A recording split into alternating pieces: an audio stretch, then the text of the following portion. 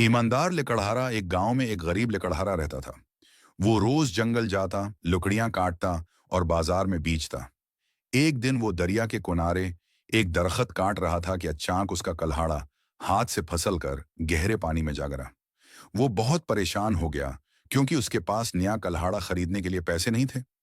अचानक एक फरिश्ता नमूदार हुआ और पूछा, तुम क्यों रो रहे हो?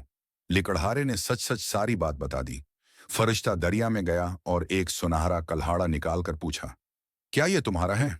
लिकड़हारा बोला, नहीं, ये मेरा नहीं। फरिश्ता फिर पानी में गया और एक चांदी का कल्हाड़ा निकाला। पूछा, ये तुम्हारा है? लिकड़हारा बोला, नहीं, ये भी मेरा नहीं। आखिरकार फरिश्ते ने लिकड़हारे का लोहे का कल्हाड़ा निकाला। लिकड़हारा खुश होकर बोला, हाँ, ये मेरा ही कल्हाड़ा है। फरिश्ता उसकी ईमानदारी से बहुत खुश हुआ और उसे तीनों कल्हाड़े तोहफे में दे दिए।